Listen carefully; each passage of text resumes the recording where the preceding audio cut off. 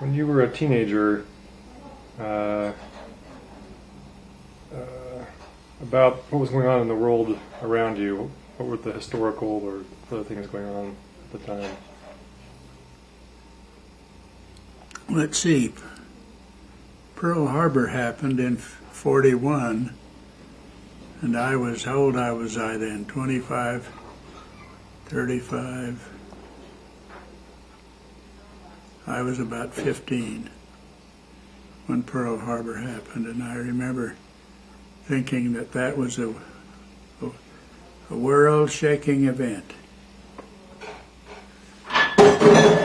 My father said to me once, before that, he said, "You're probably lucky this war will all be over before you're old enough to go in," but it wasn't. And I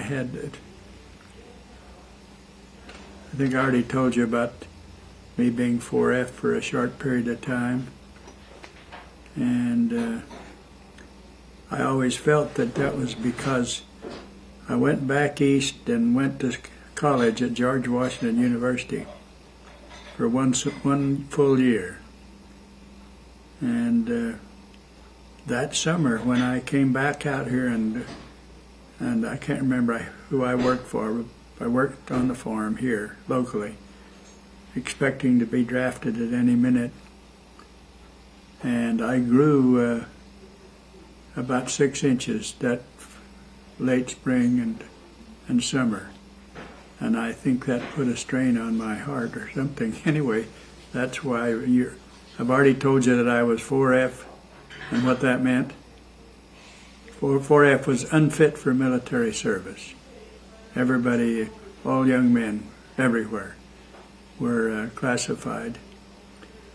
And most of them were 1A. Almost everybody was 1A. I had one friend, Donald Porter, classmate of mine from Central. He, I don't remember how early, probably right out of high school. In 42, when we graduated, he went into the mill. He was drafted immediately, sent to infantry basic training. They needed replacement soldiers so badly that he didn't even have what was called a delay en route on his way from basic training to where he was stationed. And he was there for a short period of time and was sent to Italy in the war there, and replaced some guy from on the front lines. And it was in his foxhole, this guy's foxhole, an artillery shell hit from the Germans, hit right in that foxhole. In other words, there was not much left of him. The other one was Ray Chandler, who was a glider pilot in the invasion of Normandy, and he was flying a glider loaded with ammunition and stuff. And it got down nearly to the ground and it exploded. And he disappeared from the earth, too. And there were a number of men I knew who were killed during the war. Well, one of them was a very nice-looking, his last name was Cheney, Rex Cheney, I think was his last name. I think he was a classmate of my brother Addison. And he was in flight training somewhere, and his plane developed motor trouble, and he tried to bail out, and he did bail out, and the chute was just opening when he hit the ground. He didn't survive it, of course. I remember years later they found an old airplane up on the mountain here that had crashed during the war, and it was in the trees and they couldn't see it, and somebody happened to walk where it was, and they found these the guys who were still in the plane, who were all dead. Probably the most serious war injury. Well, there was a Windsor family here who had 5 boys and one girl. The girl was a classmate of mine. And 3 of the older boys were killed in the war. I don't remember where. They were just shot and killed. The 4th one was wounded, but he came through the war all right. And the 5th one, they wouldn't ever take him. They said that's enough for that family. But I had a cousin named Brooks Lee. His dad was my mother's oldest brother, Uncle Dave Lee, who I loved to go deer hunting with, or to work on the farm with him, or whatever. And Brooks was a belly gunner in the B-24, and the Germans had taken over from one of the other countries a oil field in Czechoslovakia or somewhere. It was called the Ploesti oil field, and the Allies sent a huge bomber force to destroy those facilities, and Brooks's plane was shot down, and he was hit. He was physically something hit him, and he didn't have enough strength to get out of the belly turret.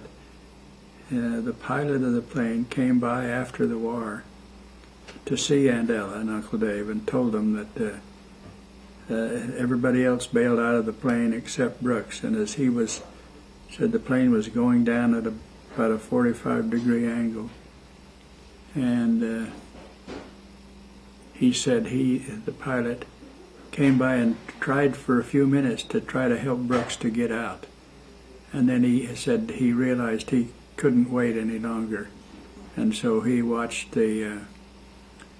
bailed out and watched the plane go down, and there was weren't any more parachutes came out of it. And anyway, he and I were not close friends, but he was a good influence on me. He was a very polite, pleasant fellow, and I kind of idolized him. So that's where Brooks's name came from, was my cousin Brooks Lee. And what else do you want to know?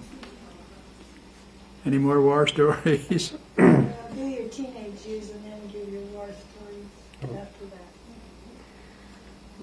In your teenage years, where were you living and who was living with you? We were living in the old Kimball home on the corner down here. And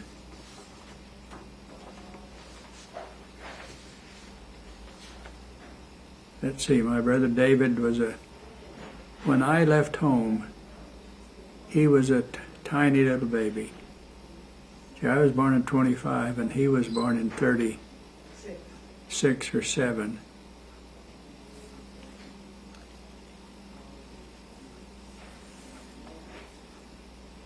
And I remember once we were going to take a picture of our family. And we were all instructed to meet on the front porch of our old home there in the afternoon when the sun was not shining on that porch. And I remember sitting there waiting for whoever was not there yet and thinking to myself, what's life all about, and am I ever going to amount to anything? I was a kind of a harebrained kid. My mother said to me once, why can't you be an A student like your brother Edison? I said, well, I think I could, but I'm not interested. I'm having too much fun. I played in the band, and I was a Boy Scout, and we went to scout camp and went deer hunting and went jackrabbit hunting and rode burros through the hillsides out here. And I just my old friend Vinoy Rowley, later on everybody called him Jess Rowley. He's dead now. But he and I were going to trap coyotes and sell their skins and make money out of it. And we set traps around every evening after school, we'd go run that trap line, see if there was anything in it. And so we got to this one trap and came over the little hill and walked down in where the trap was, and there was a skunk in it. He saw us when we saw him, and he let us have it. And when it was on Mutual night, and we decided we better go show up at Mutual so they wouldn't worry about us. And we opened the back door of the chapel there in Thatcher. Do you remember that church? Or were you too? Oh, yeah. Yeah. Anyway, they came up the steps, and then Yeah. as we opened the back door to go in, everybody in the church turned around and looked at us because they could smell it. And whoever was in charge said, "I think you two boys better go home and clean up." So we did.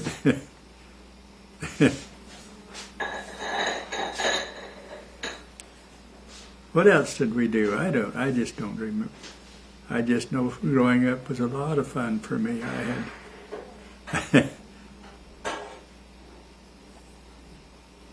We used to hike to a place called Cherry Tree, which was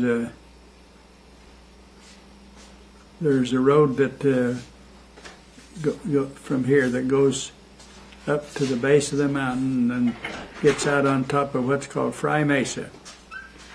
And Fry Canyon comes down off the mountains, and right there on Fry Mesa it used to be a city water supply. The dam is still there, and it's still water, and you can catch trout in it. And we would hike from the base of Fry Mesa up on top, past that lake, and there was an old lumber mill road that had been made by hand. Went around that for a ways, and up above there was a flat and open place that was called Cherry Tree. I never did see any cherry tree, but that's what everybody called it. And we would go camp there and stay overnight.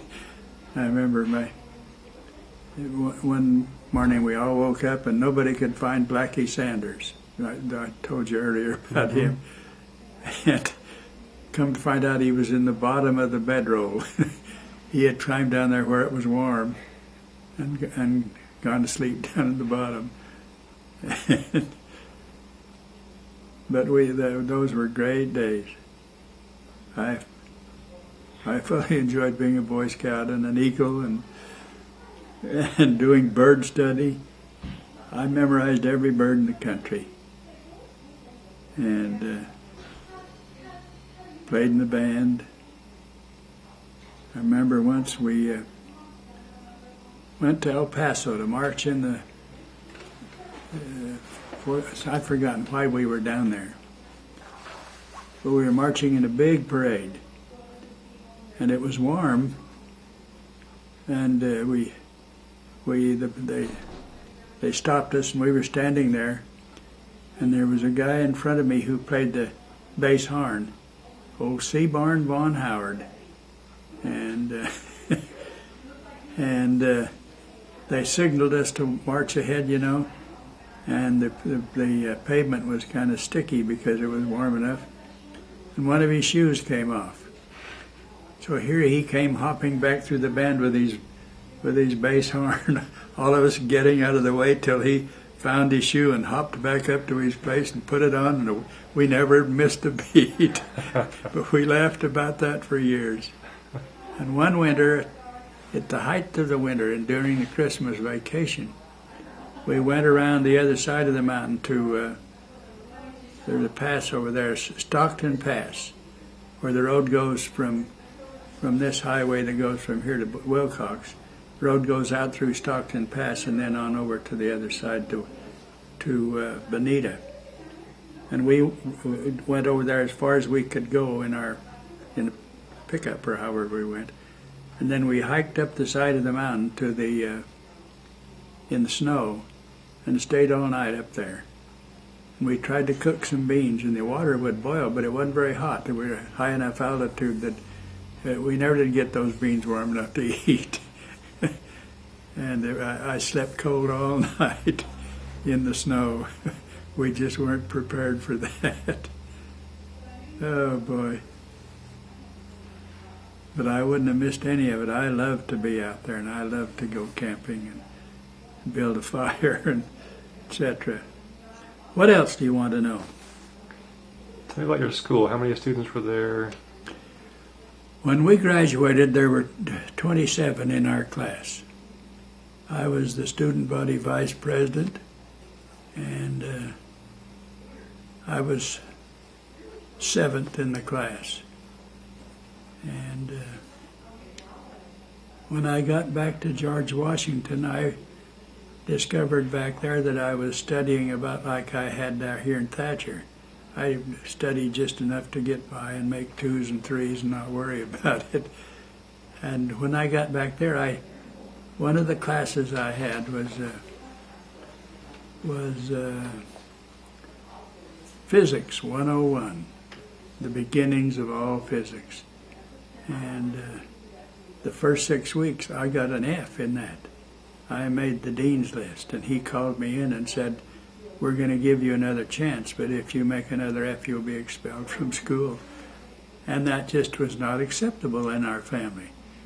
So I had a cousin named Logan Brimhall who was a good student, and I don't remember why he was back there, and I went to him and said, "Well, I'm doing something obviously wrong."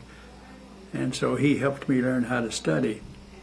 And I always thought that professor thought I cheated. The next time there was a test, I got a perfect paper because I paid attention, I studied, I did what I was supposed to, and I knew the answer to everything. And that was a very, very valuable experience for me and I've used that that class in physics, where we had studied such things as heat, light, mechanical advantage, electricity, all those kinds of physical things. And I used what I learned there as a farmer more than anything else I ever studied in college. I knew the answers to those kind of things, or how to figure them out. And I remember there was George Washington University was one square block in downtown Washington, D.C. And on one side of it, across from there, was a tiny little lunch stand. And I would go over there during the noon hour and either buy a sandwich or something. Anyway, have you ever seen a Coke glass? It's about this tall. It's rather small on the bottom, and then the top is around like that. I would, for 5 cents, I could buy a cherry Coke. And I really loved those. And after about a month and a half or 2 months, I realized I was hooked on them. And that there was something wrong with that. So I quit. I never did drink one of them again. There's enough caffeine in the Coke that it is getting a hold of me. Somebody said the difference of a Mormon and a non-Mormon is the temperature of your caffeine.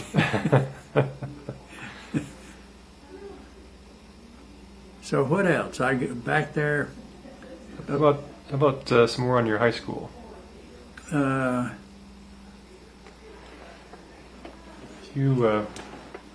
tried to play football, but I was too little. When I started my senior year, I was about 5'4" or 3", and weighed 120 pounds. I loved to play football with the other guys in the yard, and would have loved to play there, but I was just not big enough. I did make the basketball team, and I was a starter for them. I think it just because I was fast and loved to play. But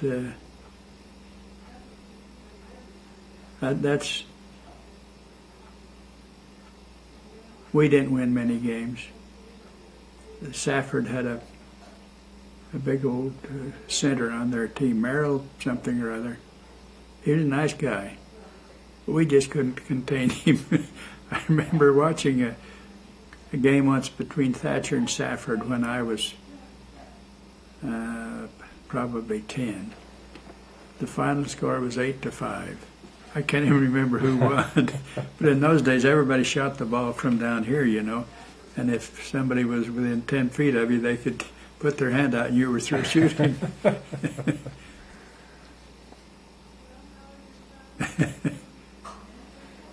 me about your friends as a teenager.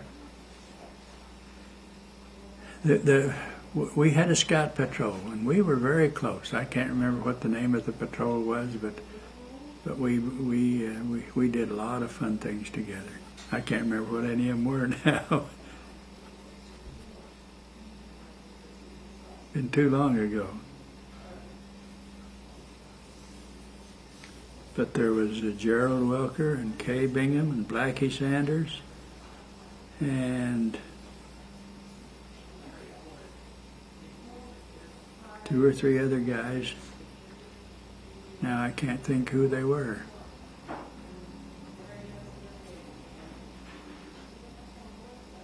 Were they your closest friends during high school? Probably Blackie Sanders was. I remember one of them had a brother who had access to a car. And there used to be a dance hall down in Pima on the other side of the Cottonwood Wash. The road doesn't go there anymore. I don't think the cement floor is still there, but people would go to there. People would, in the summer, they would have a dance there on Friday night, and everybody from around would go there. And they invited me to go with them, and so I asked my mother, and she said no.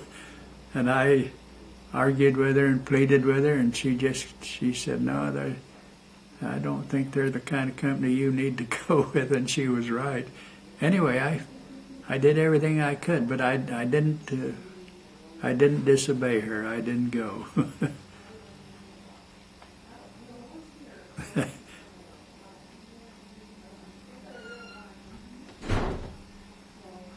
When did you learn to drive? I learned to ride a bicycle. I don't know how old I was, but I was small enough that I couldn't reach the pedals. So what I would do is stick my one leg under the bar that comes from the front back to under the seat. I'd stick one leg under that and ride the bike along like this. And I remember once there was an open irrigation ditch in front of on the west side of the high school down there, and there was about a 2-inch exposed pipe that went across that. I don't know what it was, but it was there. One day I thought, I think I'll just ride across that. And I didn't get very far till I fell off and landed in a crash. I thought I was going to die.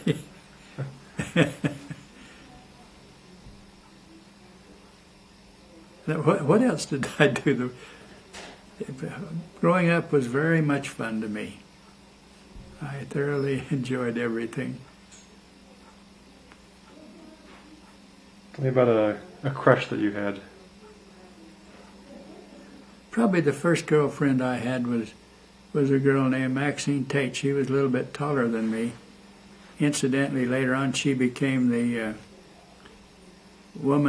state bowling tournament champion for all women. She was very good.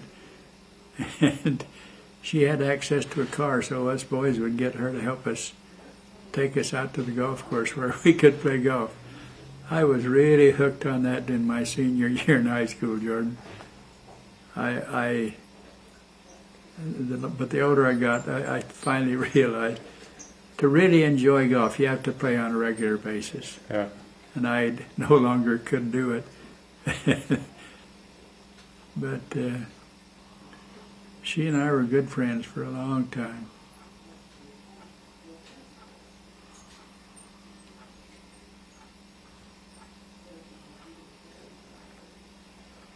So, describe your first date or a date that you had with somebody. My first date was with Phyllis Clark. She was a classmate of mine. Her dad was the college president here. And she was a very smart girl. She was kind of small. And so I said to her, let's go to a movie up Safford. I don't remember how we got up there. I was not old enough to drive yet, neither was she. When we got close to the movie theater, I walked so fast she couldn't keep up with me because I didn't want anybody to see me taking a girl to the movie. That's how silly I was. So I bought the 2 tickets and waited inside until she came.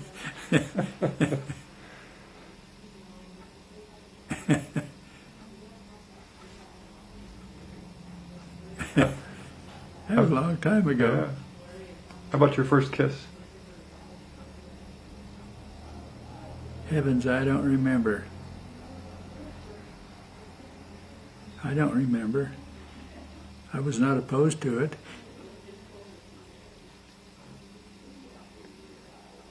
And it wasn't your mother. That came along much later.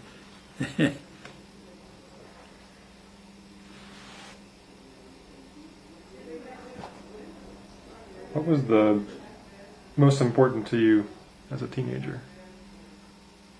Friends. I liked everybody and I wanted them to like me. And I remember the first time they had me play a trumpet solo I was probably a sophomore, we used to have what were called assemblies. Everybody'd come in and they'd, whatever they would do, and one time I was called on to play a trumpet solo in that.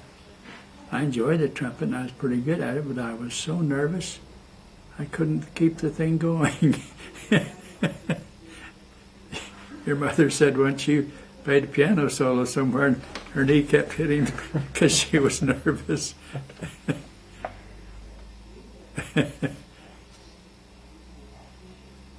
But have you been aware that I played in a dance band? I don't think so. When I was still in high school, there were 3 of us. A younger guy named Harold Woods, who was a super athlete, and a classmate of mine named Ollie Gardner. She was a sister to Mr. Gardner, the music teacher.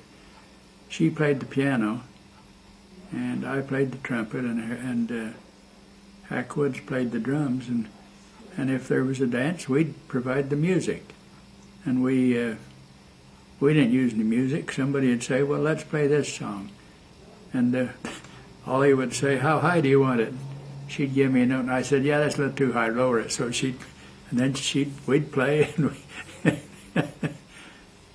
and that went on for years. I would come home from the University of Arizona, even after Mom and I were married. I still played a few times for dances. Tell the follow-up to Ollie when you were you the stake president? What'd you say? Tell the follow-up to that story. Oh, yeah, about Ollie Gardner. I was the stake president, and in those days, I don't know why we did this, but we did. I took a young man with me who was going to play a trumpet solo in sacrament meeting, and we went down to Florence. There was a little branch down there, and Ollie had married a guy named Busby, and he was working on a farm down there, and she was the ward organist. And so... you took a guy to play the trumpet, and you took an accompanist. An accompanist. Anyway, they tried to tune tried to put the trumpet in pitch with the piano, and they couldn't. And Ollie raised her hand and said, maybe I can help. And I said, please do. She came up and transposed that music into the key to another higher or lower, to where they could be tuned to each other. He played his trumpet solo, and she went back and sat down. She was wonderful. She and I were very good friends over the years, and her husband was a son of a gun. He was never very nice to her, and she stayed with him anyway.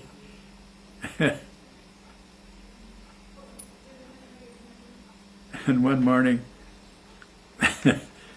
we used to, when we were living on Silver Creek Road there in Gilbert, I was the stake president, and we were we would meet there in my yard at way early in the morning, and have a stake presidency meeting as we would drive down to these. We had Coolidge and Florence, where we would go and to visit their wards, and we'd have a presidency meeting on the way. So we'd be in the car ready to go, and we'd all bow our head and say prayer together. And one day the neighbor, Jonelle Daly, called your mother on the phone and said, "Leona, there's 4 guys in the car out in front of your house, and they're all asleep." So Leona went and looked out, and we raised our heads and drove off.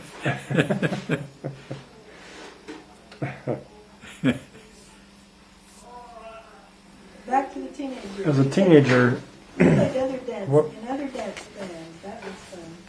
Oh yeah, there was a guy. What was the guy's name who didn't have any legs?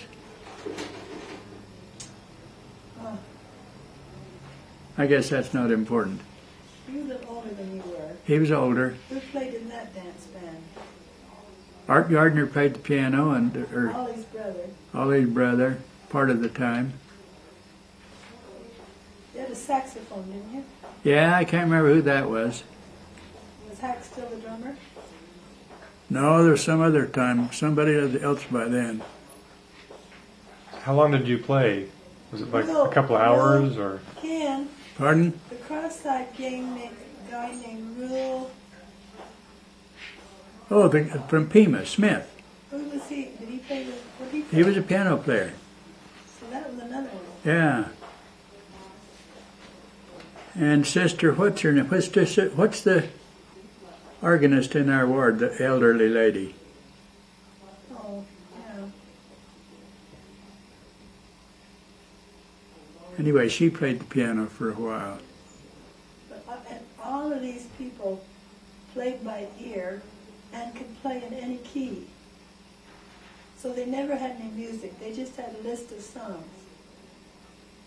And the list was all in our mind. One of the songs I remember you sing, "I don't want to set the world on fire, I just want to start a flame in your heart." How many songs would you play? Oh, we probably had 15 or 20. Would we go for a couple hours or something? Yeah, or longer. How far would you travel to play? We'd play in Salmonville and Safford and Thatcher, Pima. I don't think we went any further than that. And how often would you play? Just on Friday night. I remember once the Elks Lodge used to be on the upper floor up here, and a bunch of us were invited to play in that one night. And one of the what was his name? Anyway, a guy I knew fairly well. He's older than me. He came walking by, and but between songs, he said, "What do you want to drink, Udall?" And I said, "I'll have a Tom Collins." He knew I was a Mormon, and I thought he was just kidding me. So he brought me one and sat on the piano the rest of the night. I don't know what Tom Collins was. I just heard of it.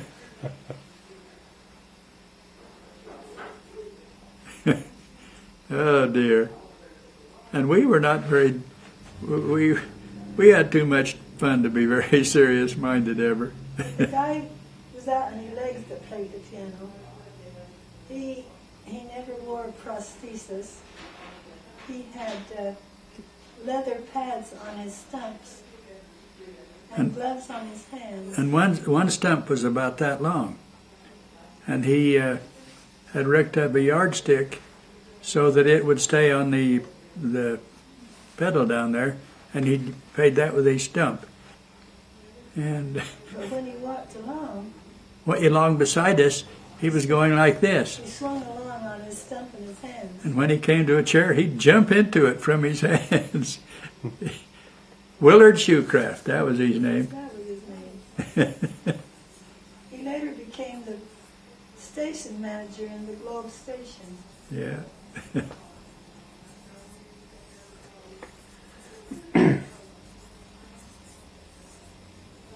What did you do as a teenager that was risky or rebellious?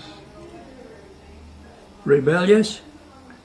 I don't think I was ever rebellious, but a lot of times I get close to the edge. I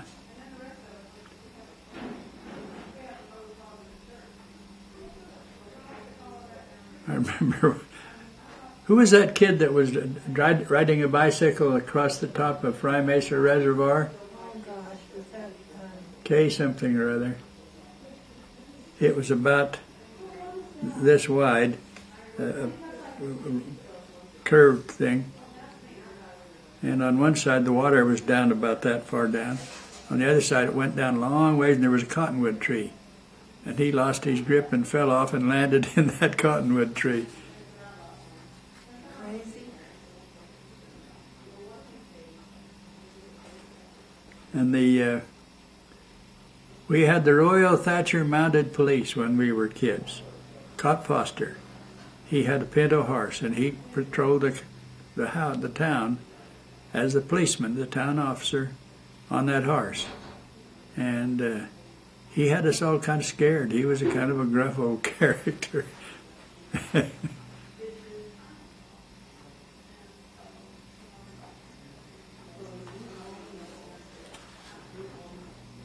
I can't think of any, of course, any risque or stupid things I did. I put them out of my memory. All right. What work was expected of you? And how did you feel about it?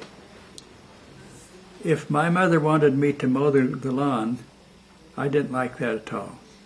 Because the mower was one you had to push by hand, and that provided all the blades on the mower. There were 7 or 8 of them.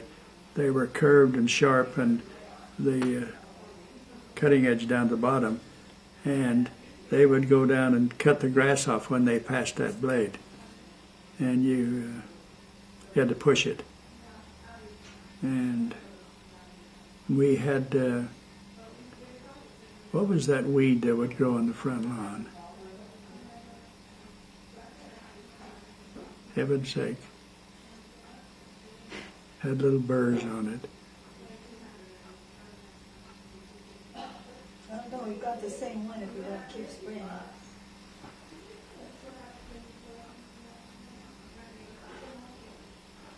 But I was expected to bring the wood in to milk the cow, feed the chickens, take the slop out to the pig.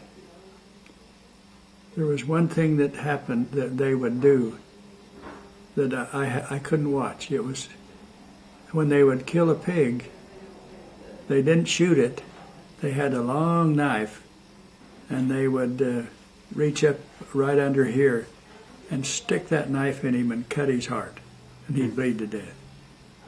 And then when he would pass out from that, then they would put a pitchfork through his nose, and they'd have a barrel of water at an angle like this, boiling water, and they would drop this pig into that boiling water, bring him out, and let it sit for a minute. They'd do that several times, and then they would scrape the hair off the outside, and there was something about that was very disquieting to me. I couldn't watch that. Ken, What? stop a minute. Okay? Oh, okay. The audience said, Yeah. I remember once, the old John Cosper and I used to love to play golf together. And when we were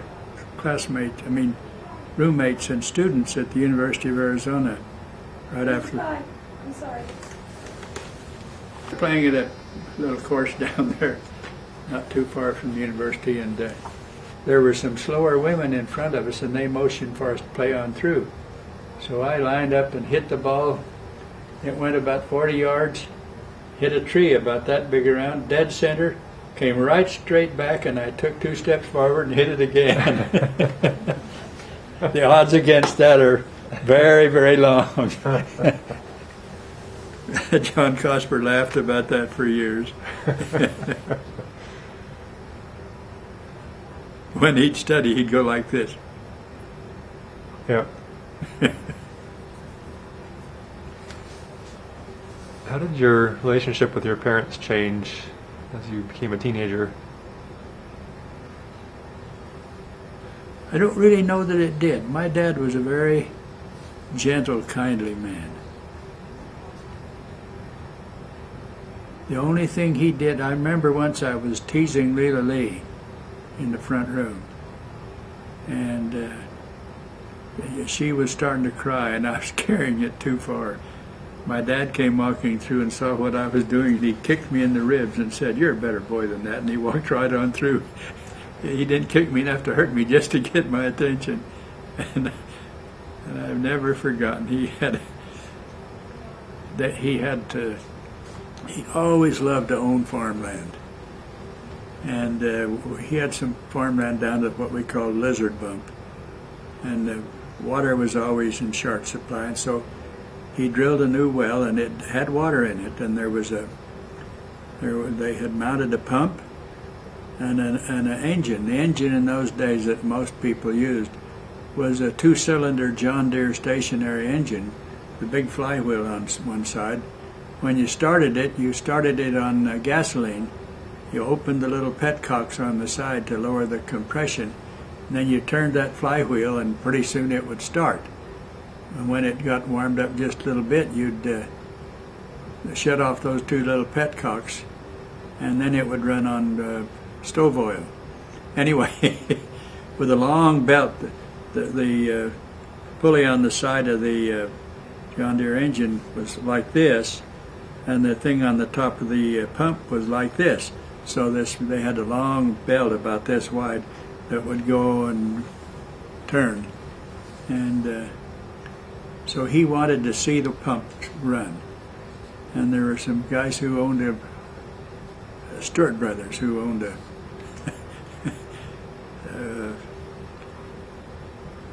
anyway, they sold gasoline and oil and everything, and so he had ordered that they had a 50-gallon barrel above this motor that had the stove oil in it, and they were going to fill that barrel, and so every day he'd go down there and they hadn't filled it yet, and so they assured him they'd have it early the next morning.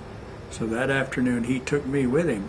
And yeah, you may not want to record this. And he got down there, and we jumped across the ditch, and he thumped the end of the barrel, and it was still empty. And under his breath he said, "Those sons of bitches. Those sons of bitches." He said it 3 times, and we turned around, walked, got in the car, and came home. It's the only time I ever heard him swear that I remember. I knew at that moment he was a mortal human being. But he was very mild-mannered. Never got mad at us kids. We all knew that he loved us. They were both very good parents. I remember once, he'd been an ambulance driver in World War I because he worked in the St. John's drugstore when he was a teenager. Therefore, he knew about medicine or something. And in 1941 or something, I was still living at home here, and he was drafted again into the Judge Advocate General's Department in Central Washington, D.C. And when he got on the bus to leave there in Safford, my mother was a very brave woman, and as she told him goodbye, he got on the bus and drove away, and she came apart. She couldn't stop crying.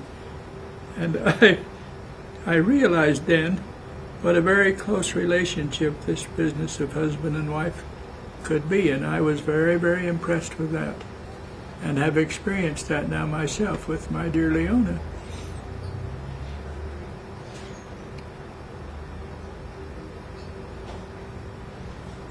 Anyway, what else do you want to know? Let's see. Did you take any family trips as a teenager? Oh yeah, we drove to the Chicago World's Fair. My dad he bought a 35 Ford V8, and he never did like it. So not too long after that, he bought a big 8-cylinder Buick. And he said, I remember him telling this story once. He said this guy had an 8-cylinder. Is it straight 8? The hood was as long as the rest of the car. And he said, in those days, when you went to buy gas, they pumped the gas by hand up into a tank, a glass tank that had numbers on the side, and that's how you knew how much gas you'd got. And so, anyway, the story that he told was this guy had a Buick straight 8, and incidentally, he had 2 spare tires on the front. In the fenders, they were covered with metal coverings. It looked like a getaway car. All of them were black. Anyway, he said this guy drove up to a service station and said to the guy, "Fill her up." And he left the motor running. The guy came in after a while and said, "You're going to have to shut it off. You're gaining on me."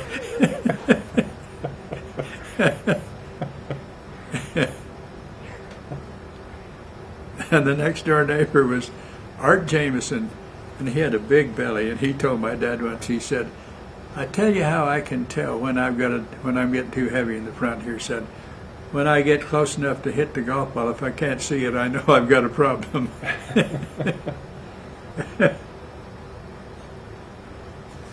So how was the World's Fair? We drove through all across the Midwest on, there was not any freeways in those days. And I was the littlest kid. The others either weren't born or didn't go along. I guess they did. I think that they were too little or something. And I don't remember what year it was. But I remember being impressed with how big the United States was. And we got into Chicago and got lost and stopped a policeman. And my dad asked for directions, and he told him, I thought I'd not be able to follow those directions. And anyway, that was a great experience. And then we turned around and came back home.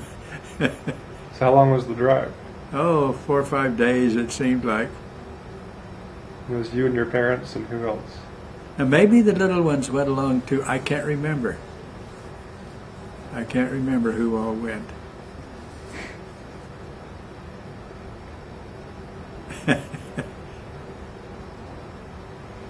What did you hate to hear as a teenager? What did I hate to hear? Yeah. My older brother getting after me. He and I had real problems between us. He did. I was his. He referred to me as "you little goof." That was his reference to me. Every time he'd get my attention, he'd say, "Hey, you little goof," and then he'd criticize me over something. And I got to where I couldn't stand him. I didn't want to be around him. I didn't want anything to do with him. And so I just ignore him. If I'd been any bigger, I'd have hit him. But he was that much taller than me. I think I told you before, the only thing, I would throw a clod at him in the cotton field when we were hoeing cotton. And he'd chase me. And I would run down the cotton row, and he was faster than me, but I could change direction quicker, and so he never could catch me. And he would really be mad about that. And then I would make fun of him. And gosh sake. When did you feel most at ease as a teenager?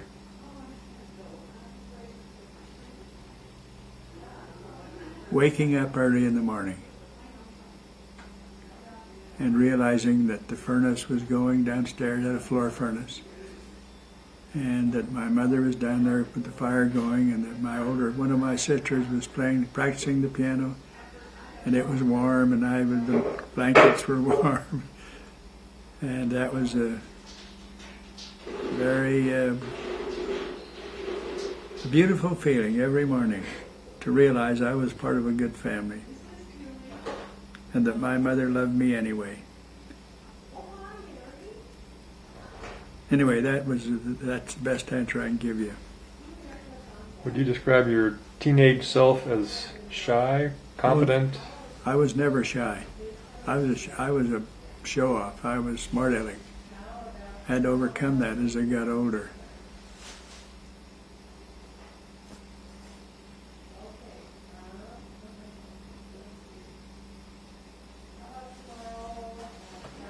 All right.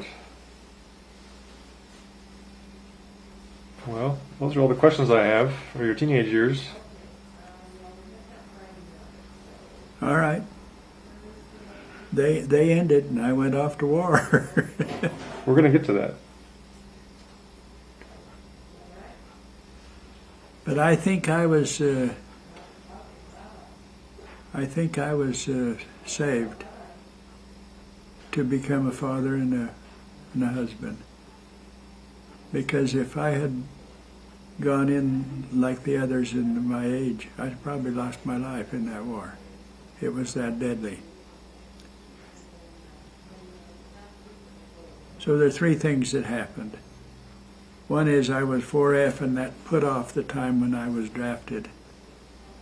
Next, I broke my arm, and that put off the time when I went overseas. And third, we became what were called school troops at the big field artillery school at Fort Sill, where officers from all over the world, military officers, would come and be instructed on how the big artillery pieces worked, and we put on demonstrations of our field artillery observation equipment. We could pinpoint the location of the rounds we were firing, or the guns that somebody were firing at us.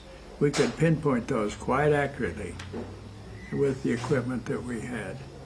It'd take me too long to explain that, but there were two platoons or squads or whatever they were. One was ours was a sound platoon. The other one was sight.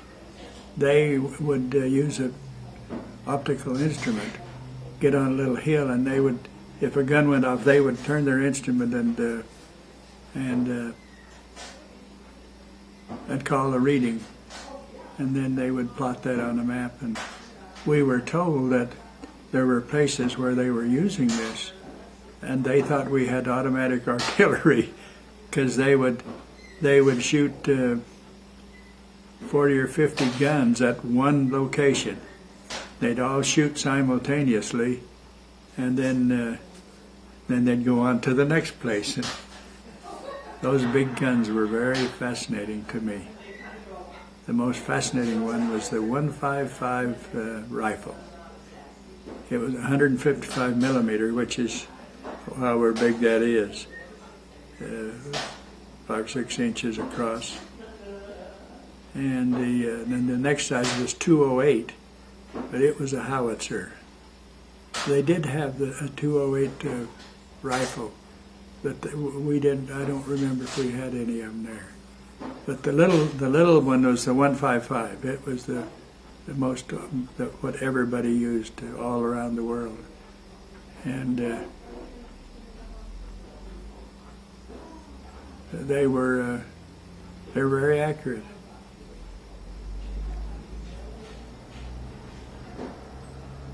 I remember once there was a squad of Negroes who were shooting a two-something howitzer. The howitzer is a short-barreled thing that goes like that. The long toms, they called them, or the rifles, they had a much longer range and went at a lower trajectory. these guys were shooting this 208 howitzer or whatever the size was. It was the biggest one there. And we stopped behind them to watch them. And you could actually see those shells going. And they got 8 of them in the air before the first one hit the ground. We really thought anyway, they were doing a dance behind that gun. As fast as they could load them in, they'd shoot it. And